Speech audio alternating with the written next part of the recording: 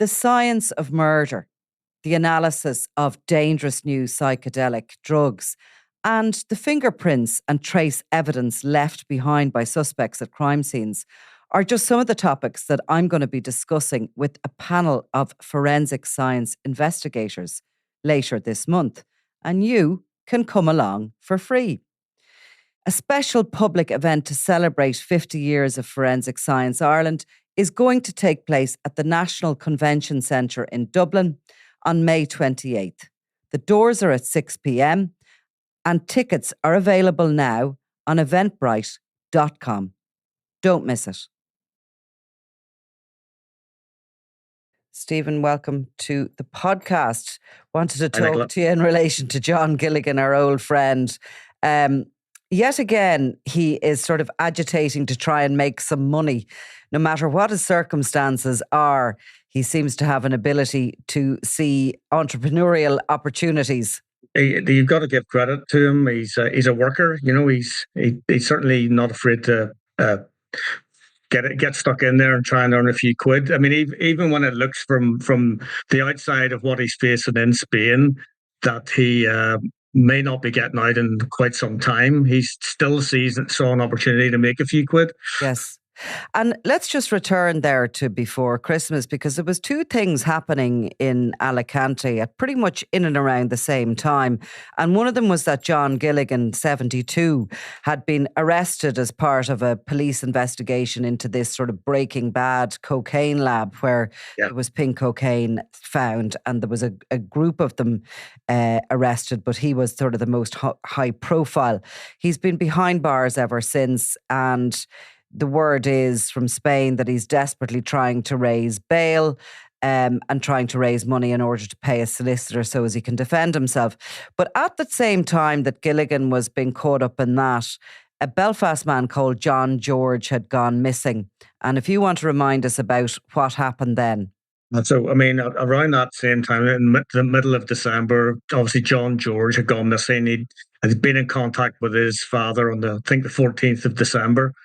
From Spain, from Alicante, and it was only a couple of days after that they became quite concerned about his whereabouts when he didn't respond to calls and he didn't return home on a flight that he was reportedly booked on.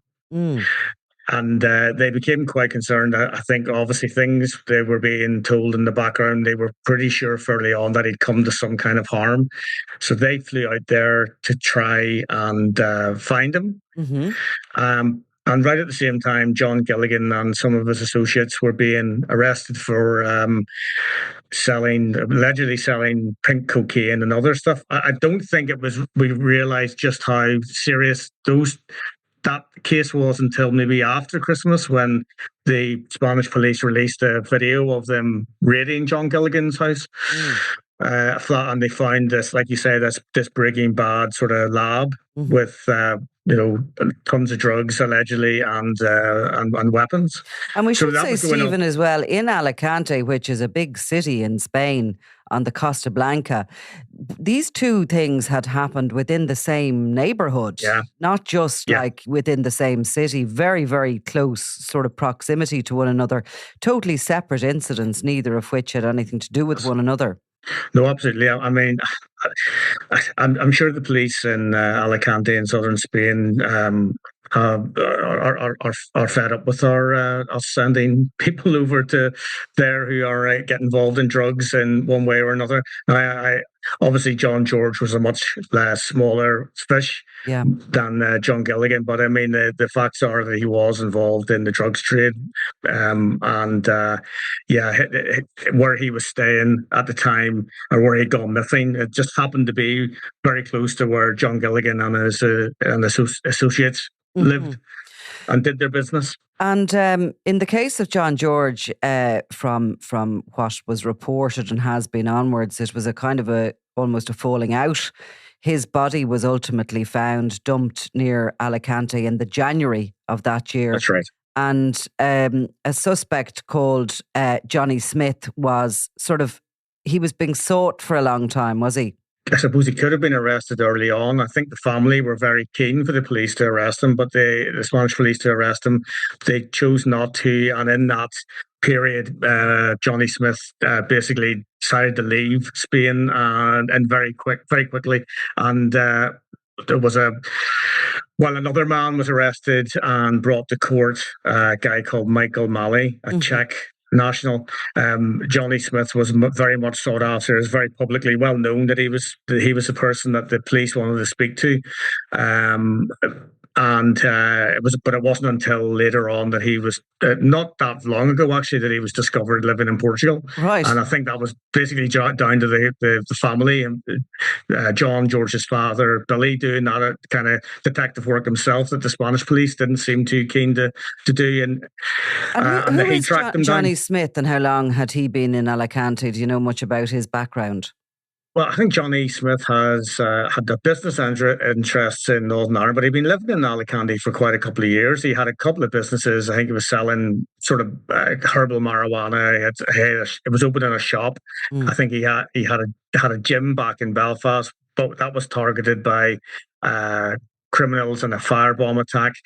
Long before John George had gone missing, so before this came up, a couple of months before that. So he was known in criminal circles, but he was in Spain. He was living with his partner Madison Allen. They were doing OnlyFans videos, and he was making some money, and maybe not the kind of person you necessarily want your daughter to bring home, but he was living out there and doing the trade. Right. So the hunt was on for him, and eventually he's tracked down to Portugal, where he's arrested. So enter stage left again John Gilligan, who's then at this point in Fort Callant prison, where he is sort of sitting, awaiting his next court case, trying desperately to raise some funds so as he has some bail to offer. But nonetheless, he's there. He has criminal connections. As we know, Gilligan has criminal connections in the Alicante area for decades, and he does know people both inside and outside the prison. So what does he do at this point? Because at the time when John George had been gone missing and was feared dead, it's understood that Gilligan had been in contact with people who were trying to find John George, and his associate Tony Armstrong, Fat Tony, had been actually met with representatives of the campaign to find John George in Alicante, and had offered support and help to try and see if they could find him. Meantime, they're also trying to track down Johnny Smith whenever he went missing. And I know we're told that Armstrong was very much the eyes and ears of Gilligan. When he gets arrested, we think he went into jail around the 18th of December. Armstrong is the eyes and ears for Gilligan. And apparently, there's a criminal gang that, for some reason, have been targeting members of the family of Johnny Smith back home in Northern Ireland. I suspect the same criminal gang that firebombed his gym back last year. They've been targeting family of Johnny Smith. I think his mum Dawn Smith and his partner Madison Allen, her family. There were devices left in the Belfast area a couple of weekends ago. There've already been pipe bombs or blast bombs left at Dawn Smith's house. And this same criminal gang apparently had put up some kind of a bounty of around £70,000, I was told, that for somebody to basically do Johnny Smith some serious harm. Right, okay. And obviously his danger zone was not maybe in Portugal, but when he also enters Fort Callant prison in Spain, where Gilligan is there, offering a sort of a double cross almost opportunity. And I should say maybe, Stephen, the George family, when they went out to Spain, they accepted help from all sorts of people who they didn't necessarily know their background. So there was searches ongoing, and lots of people were approaching them offering help. And I think they would state that they didn't really... They didn't engage with Armstrong. Perhaps Armstrong was involved in some searches or whatever, but they didn't sort of willingly or know who he was or who his connections were if they had any communication with him. So that aside, Gilligan's in prison seeing an opportunity. He reaches out to Johnny Smith's associates to say that he can protect him in prison.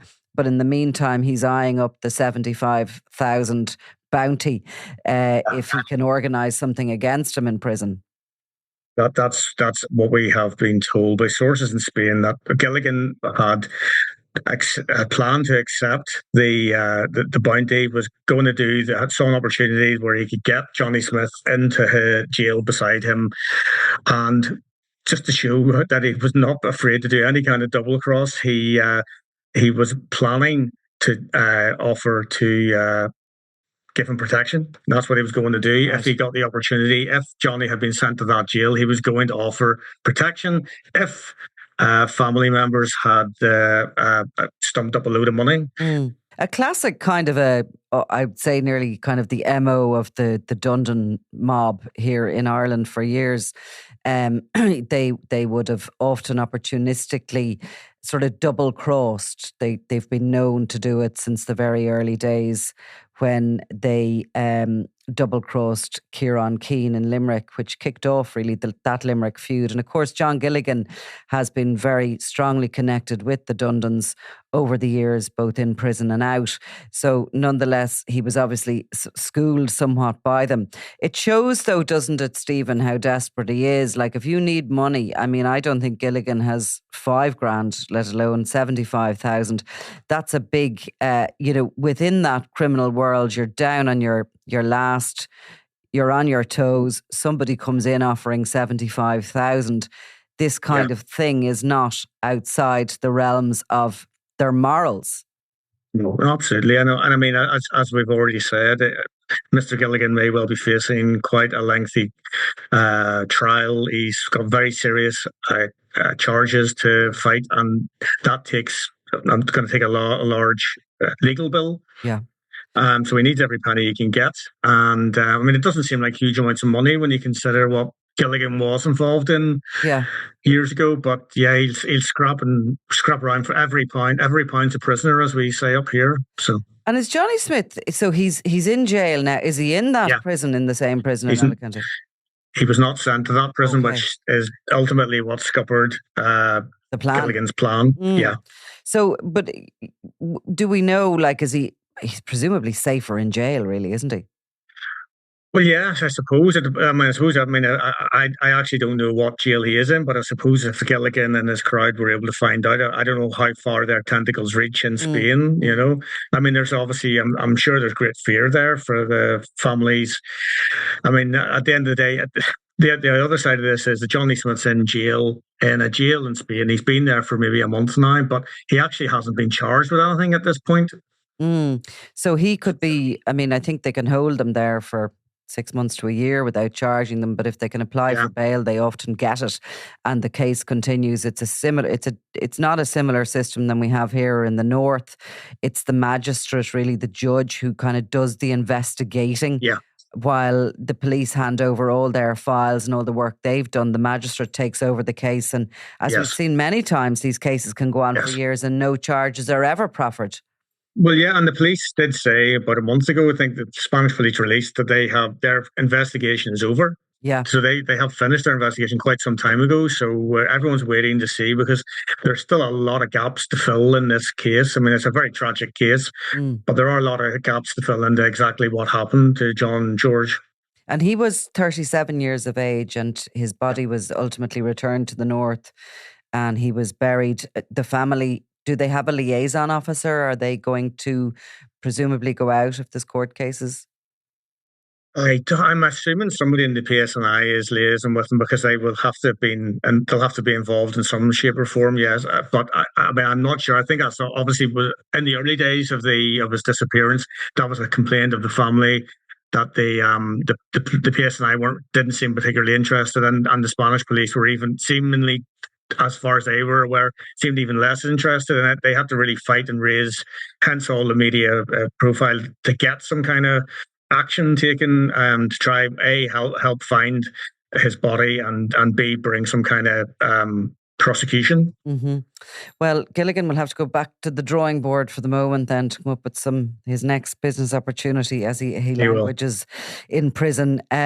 We'll keep an eye on both those stories, and thanks very much, Stephen. You're welcome. I'm Nicola Tallant, and you're watching Crime World, a podcast about criminals, drugs, and the underworld in Ireland and across the globe. Make sure you subscribe to our channel and turn on notifications so you can be the first to watch all our latest episodes. You can also listen wherever you get your podcasts.